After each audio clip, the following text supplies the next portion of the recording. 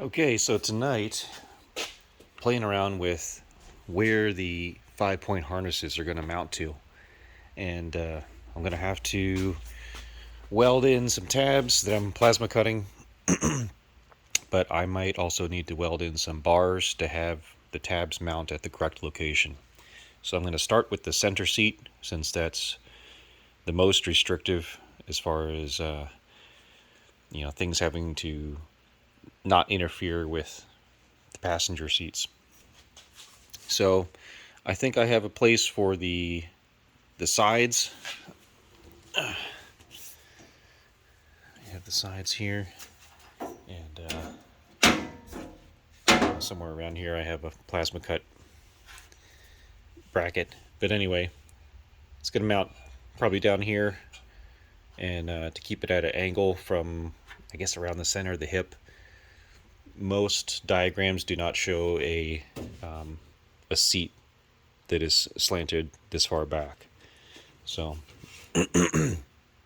but in keeping with the idea from horizontal, it's down at an angle, so it's going to keep me down in the seat. So mounting it to here on this crossbar down here, and a mirror image on the other side, and I'll need to design the tab so that it's not going to want to twist in, put a bending load on the weld.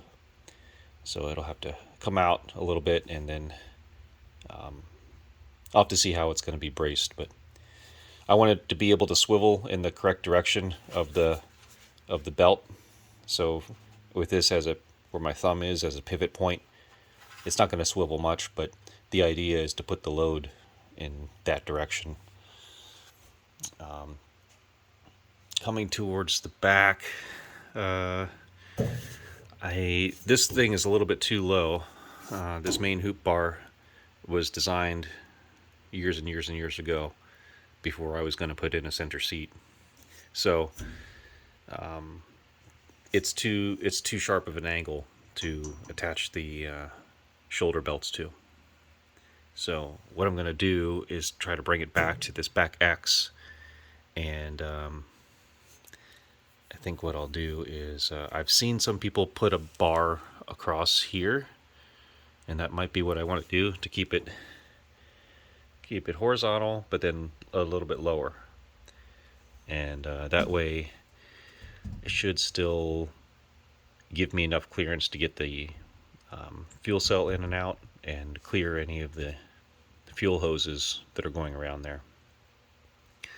So I think that's what I'll do. I'll put in a small bar across here. It only needs to be as wide as the span of my hand here.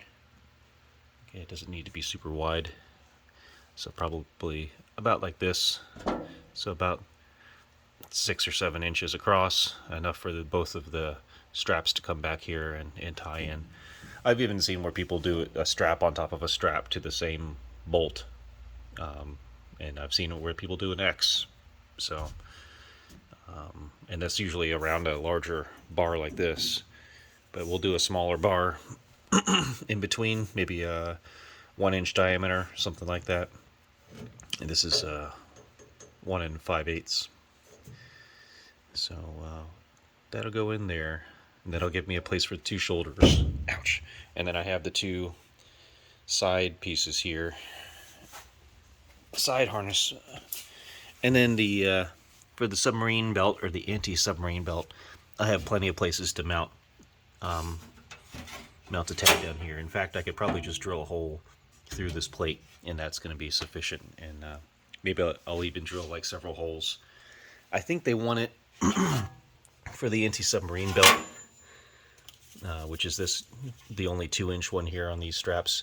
They actually want it further back here, like further a little bit behind the seat. So I'm going to have to go either underneath the seat, if the seat's spaced up with some washers, and then I can have the bolt like a little bit behind the seat.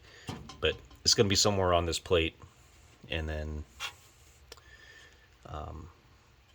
yeah, it's got to be behind this hole. Some people say it's like going to be behind the center of your hips even. But we'll see how much I can get away with there. So that takes care, with some fabrication, that takes care of the center seat.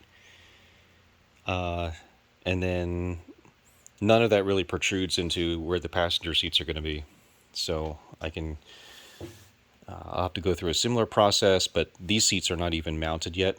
So the exact lean back angle is not there.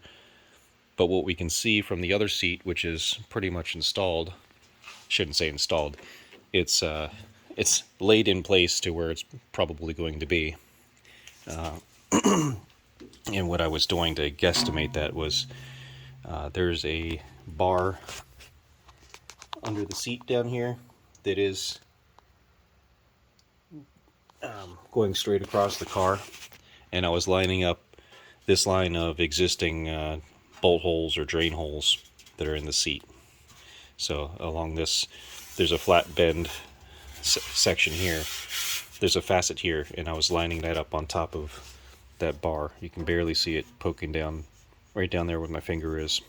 But the bar goes right under here, and I can put some mounting tabs. And the bottom of it could scoot, forward or backward, half inch, an inch, whatever, to, and maybe I'll do that. Maybe I'll have several mounting holes so that I can change the angle of this seat, because there's plenty of room up here for the legs, and then that's going to change, moving it forward or backwards, going to change this a little bit. For this seat, because it's so low, the back mounting area here, I will probably have that be some sort of removable bolt-in piece that ties in right around here, right around this node, and might come up at an angle, or maybe even from here. But I want that removable. I want that to bolt in here and bolt in here, because I need to have access to get the fuel cell in and out. And I'd like to be able to do that from either side. So just keep this big rectangular area, this big slot right here. I want to keep that open. So I don't want to get, put in like an extra bar here and then block myself in, or have to remove all 3 seats just to get the fuel cell out. Right now, I already have to remove 2 seats to get the fuel cell in and out. For the rear harness part right here, so if we just say that our shoulders are going to be a little bit below this, it'll have to come out and, of course, down, right? And so what do we have that's down here? Well, we have this area here, this node that's back here. We have a flat area here that's not really being used. That might be kind of in line. I'm not sure if I can do that if it's straight back. It might. I'll have to look at the suggested rule books for, the race class I'm not even going to race in. It's just a best practice kind of thing. I could tie it down here, like if I can line this up enough, maybe with a tab that just comes out here like a couple inches or an inch or two, and mount a singular bolt, and then have both straps tie up into that, or tie down into that at the right angle. That might be sufficient, and then it doesn't take up much space. I'm not like welding in extra bars, and that little tab is not going to really impact movement here or storage space, that kind of thing. All right, so that's the shoulders for there. For the side mounting, coming back from here, I could mount down onto this lower bar. Let's see if I can get that. Try to see it from here. All right, so I have this lower bar down here, and it runs along the bottom of the car. It's basically the same bar, same height as this bar. It's basically a flat plane across the bottom. So I can have it come down at an angle, and I have enough room down here to manipulate where that's going to mount. I will have the coolant hose pop out behind that. So the coolant hose will be popping out of a hole that's going to be riding inside here. It's not the safest thing, but basically it's going to, around this area, it's going to snake inside here on the inside. And then before this closes down too sharply, it's going to pop back out. It's going to peek out, and then it will probably follow a bottom along, kind of along this corridor, but underneath these bars, and that'll go towards the rear mount radiator. So right through that, you know, the whole shot right there. Yep, so the inside one, that's a little bit more tricky because I have this I have this swiveling truck arm right here that I'm going to need to guard against. So I will put some sort of, probably the clear Lexan panel to keep anything from actually being touched. And that'll go tight to the truck arm and then allow the harness to pass through here. So it should be fine because I got enough room for my hand to kind of fit in there. And then that will tie into down here on this bar. So it'll be a little bit behind the seat and a little bit inwards of the seat, but not too much. And then I'll have a place to weld in a tab there, and it'll be at that 45-degree angle. All right, so, and then this one is just a mirror of the other side. So that's 15. This, oh, I didn't talk about the sub harness. So the sub harness on this guy may in fact have to run back towards the bar that's all the way under the seat.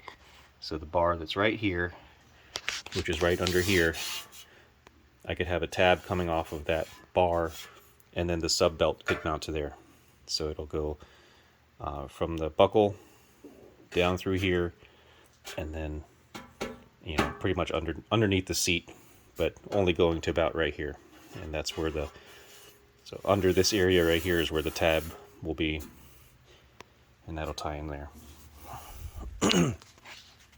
That's with the seat mounted directly on the floor, but I will have a some kind of subfloor. I know it's going to be Lexan up here.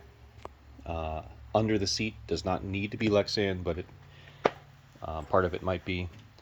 And so the seat itself may or may not be sitting like a half an inch up. The Lexan is only going to be a 1/4 inch, but there might be additional spacers just to get like bolt clearance and have a nice thick flange for things to bolt onto. So what else? Chatting with Grok about plastic deformation and load handling of Lexan in the 1/4 inch range, and the amount of surface area, and my weight with the surface area of my shoe, with a safety factor of like 3. We basically chatted through how to triangulate this more in order to prevent too much deflection if there was a lot of weight in the center. And so what I think I'm going to get away with, and there's also some aesthetics that are involved with this, and what I've decided is to go with a slightly lower safety factor. Imagine that.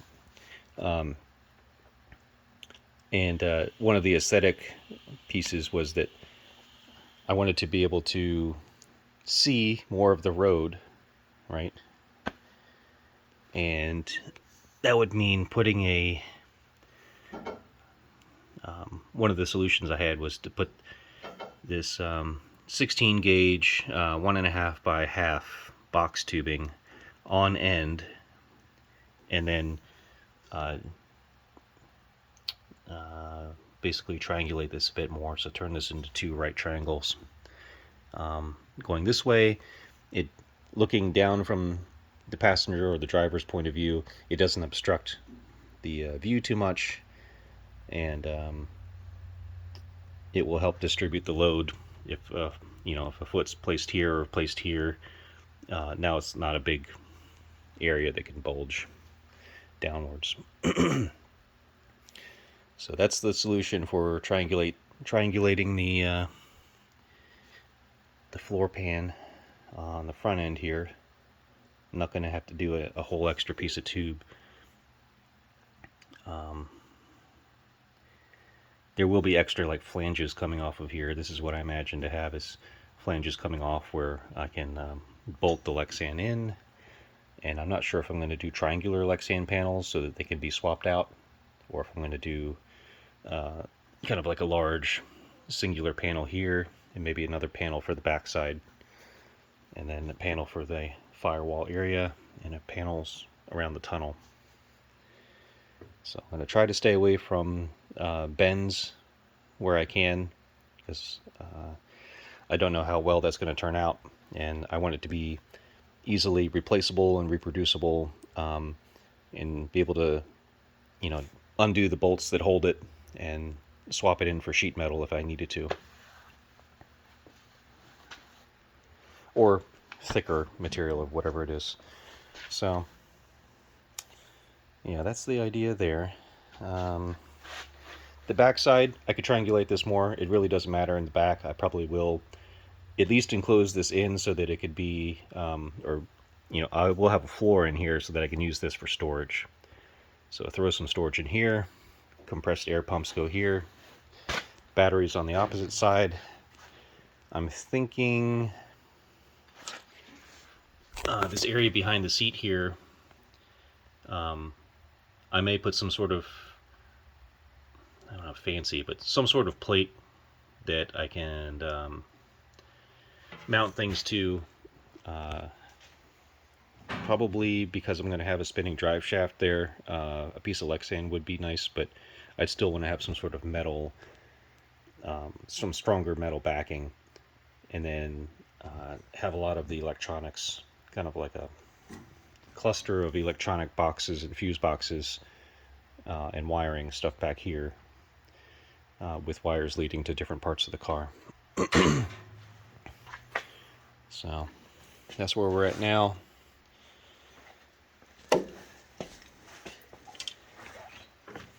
Let's see.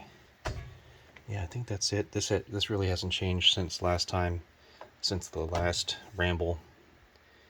But the idea for these next few steps is to get in like mounting brackets and basically finish all the welding I need to do.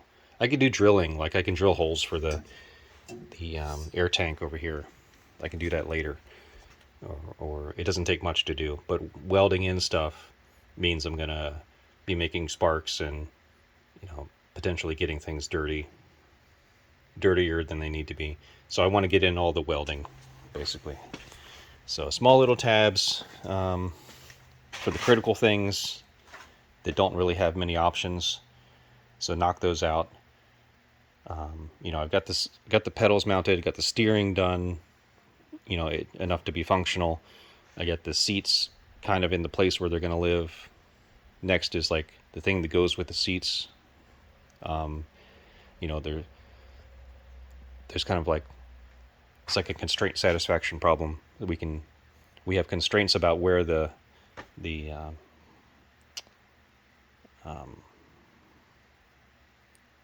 harnesses, seat belts, whatever, where they have to mount. So we can more easily find out where those brackets need to live.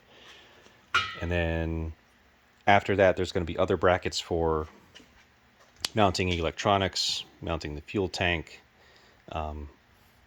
There's going to be all kinds of bracketry up here. There's going to be brackets up here for the shifter. Other brackets that we will drill in and tack on in other parts of the car, so that I can have electronics mounted up there. So I'm not sure how much I want to go into, when things get less and less critical, they don't need to be fully welded. And so what I might have is something like a piece of aluminum angle or something that is riveted to either the frame of the car or riveted to a couple small steel brackets that are up there. And then from that, it's easy to pop, you know, pop little holes in and rivet things to that without having to break out the welder. So, you know, things won't be finalized for there. Now that the water pump is back on, it's not fully screwed in, but you know, the water pump's kind of mocked up here. I think I got the swivel ends on this side now. But the idea here was to take the more restrictive one, which I think was this side since it's up higher. You know, look at how it's being routed down there. And then, you know, it kind of reaches here. And I wish I had about, you know, 4 more inches of it before it made that turn. So even if it came here and then I had a straight section, that might be what I need to do, is just come out a bit, and then I can have a straight section to the nipple connection that goes on here. So A/16 to a 1-inch nipple, and then that'll shoot it in at this about 45-degree angle. I'd like it to kind of kick in a bit more to get it out of the way of people's feet.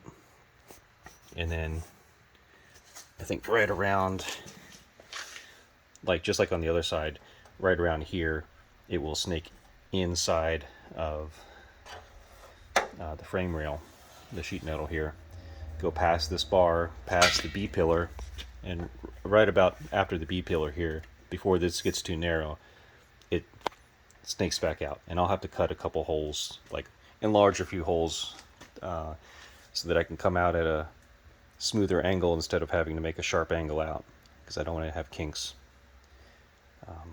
So it's not really doing anything. And then once I have those holes lined up and stuff, I can like actually take some angle or something and like reinforce, like connect more of the body structure to the cage, especially the B pillar, since it's holding the door up. Let's see, anything else? I think that's it.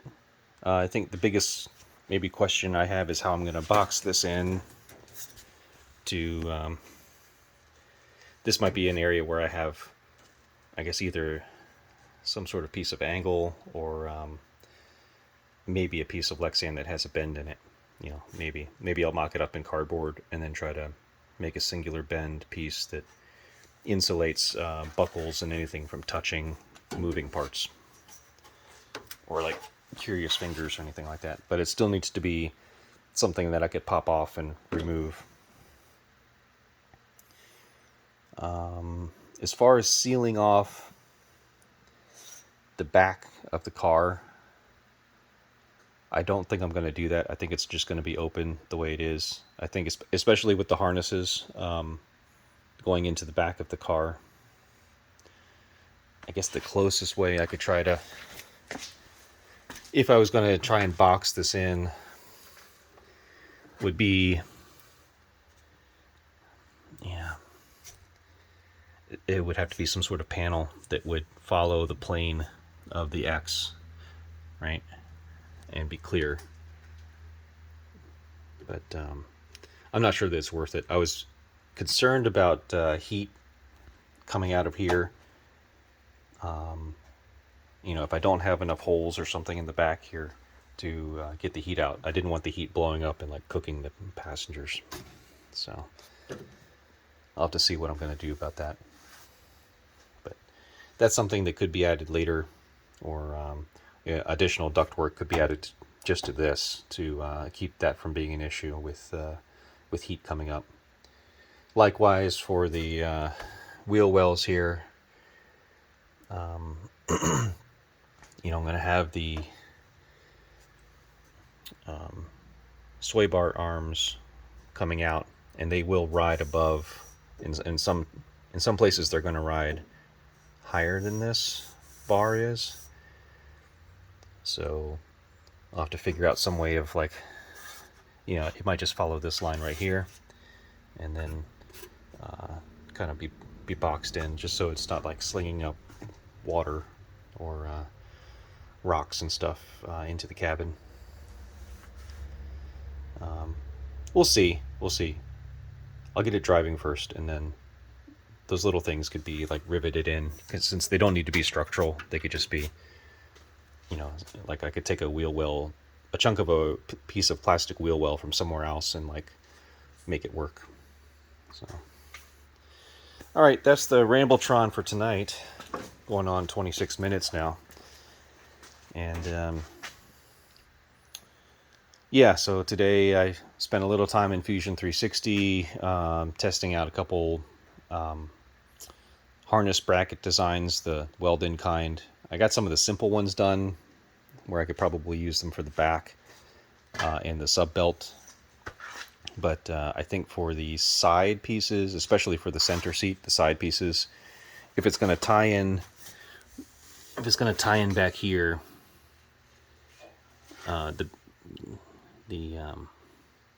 it's going to come out at an angle, like it's going to come out.